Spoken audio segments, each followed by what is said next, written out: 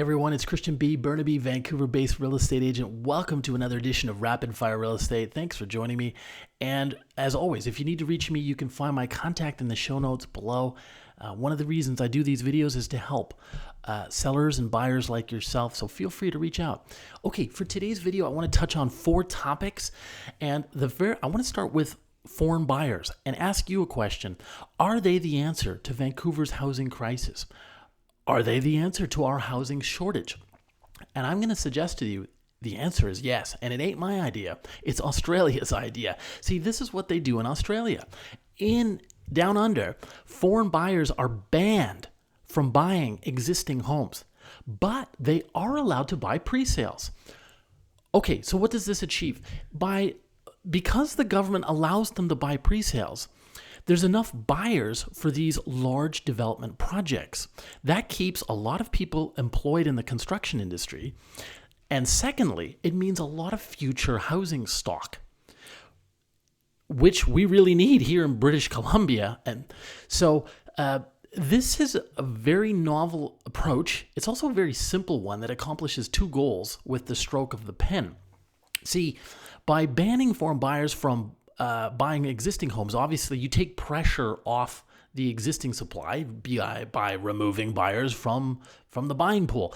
But because they're allowed to buy pre-sales, it just means a lot more can get built. The data show that from 2015 to 2016, pre-sale buyers bought between 30 to 50,000 homes in Australia, and that was about 15 to 25% of their pre-sales for nationally. So that's a lot of future homes. I mean, just think about it. If you had a deep-pocketed foreign buyer buy 4 units, if they did get their citizenship, they're only ever going to live in one, and they're going to rent out the other 3. And so those 3 are put in the rental pool. So in essence, you're solving part of the problem that way. And right now in BC, developers have a big problem, is they can't sell these projects. And if they can't sell them, they can't build them. And we're not going to have the future housing supply that we really do need. And the net effect of that 5-6 years from now is it's going to be a lot more expensive again. So I think this might be something our provincial governments could take a look into. I know they like studying what countries in Europe and other parts of the world are doing. Why not take a look at what Australia is doing with regards to allowing foreign buyers to buy pre-sales only? Okay, the second topic here is a change that's happened with pre-sales here in BC. Now, it used to be you walked into a pre-sale center, they took you to the show home, you really liked it, you sat down, wrote an offer, and you put your 20% down. Well, your money was tied up for 12 months, right? The developer has to either get the green light to go ahead with that project or give you your money back so you can then go and buy something else, right? They can't just keep your money for a prolonged period. It's 12 months.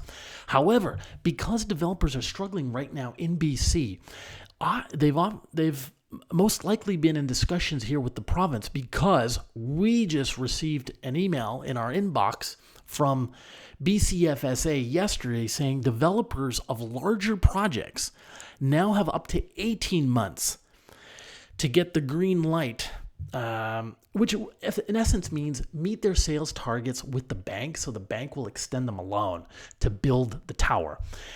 And for you, what it means is your money could be tied up for a lot longer, for 18 months instead of 12 months. And this is on projects that are 100 units or more.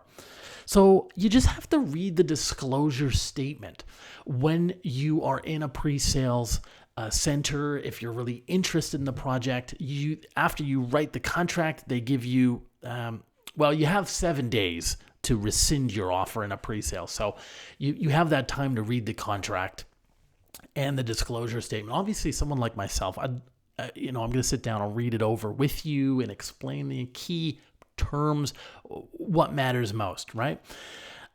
So that's a pilot project. It's not set in stone going forward, but obviously this is a result of the lack of sales in pre-sales, which have really been struggling here for the last for the last 2 years due to higher interest rates and just due to a ban on foreign buyers. They are not out there. And again, I know that we tend to stigmatize foreign buyers and see them as the cause of all the evils in the housing market and causing housing prices to rise. That may have been the case 10 years ago. It is not the case now. Because they've, in essence, been banned for the last 5 years. But that doesn't mean the ban has to be permanent. We can be smart about this and allow foreign buyers to buy where it is to our own benefit. So let's do that. BC, let's do that. Okay, a few other topics here. We just touched on pre-sales. That being said, guys, sometimes the best buy out there is not a pre-sale, and it usually isn't because they're too expensive to begin with. That's probably why it's a good idea to let the foreign buyers buy them and let them rent them out to us. But now I'm being cheeky here, but what I want to impress upon you is that there's sometimes the best buy is something that's 1, 2, 3, 4, 5 years old. And I've often counseled and encouraged my clients to look at something that's been built, finished, and has never been lived in. There's a number of projects in Coquitlam, in New Westminster, where this is the case, where the seller bought it in pre-sales 3, 5 years ago, and now is turning around and selling the pre-sale. And you get to walk in, see the finished product, negotiate with the seller, which you can't really do with the developer, and you get the seller to eat the GST, save on that, and bada bing, bada boom. You've got yourself a brand new place for even less money than the seller bought it for in pre-sales in some instances. So it's kind of like buying a car that's 18 months old. Maybe it's got 15, 20,000 clicks on it. It's a good model. And and buying it from somebody else, instead of buying it from the dealer off the lot, maybe you save $25,000 on it.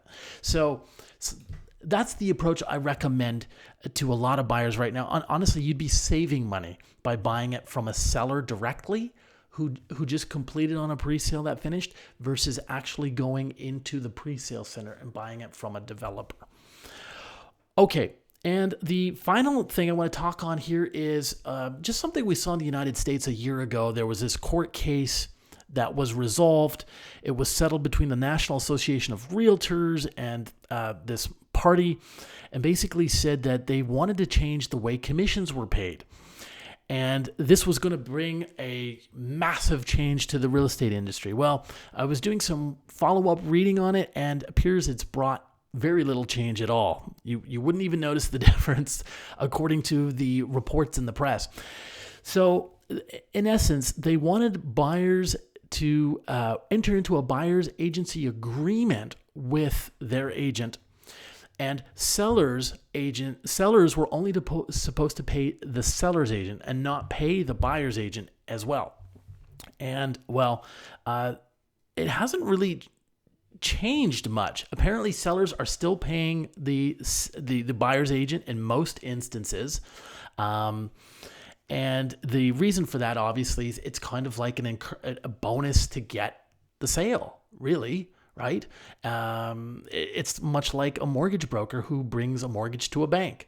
The mortgage broker is getting paid a small fee. Usually, it's like 0.8% of the mortgage amount, and RBC pays them or TD pays them. In essence, in that example, TD and RBC are the seller. So I guess just to sum up here is there hasn't been much change. In fact, there's actually been some sort of negative cause here, because they're reporting that it's actually made the industry less transparent in an odd way, because, like, for example, here in BC, if I log on to the Paragon system that we realtors use, I can see how much commission the seller is offering to pay the buyer's agent, and generally 29 times out of 30, it's almost the same. So you don't even look at it. Now, if in this case in the US, because that no longer shows, nobody knows what anybody's getting paid. So it's you got to be careful what you wish for. So they agents down in the US are saying that sometimes they don't know if the reason that house didn't sell is because the seller wasn't offering any agent fee. Whereas the one up the block sold because they were offering a very good buyer's agent fee. So it's an interesting case. I hope I've explained it in a decent enough fashion for you. If you got any questions or comments, feel free to share those in the show notes below. Thanks very much for watching, and we'll see you next time.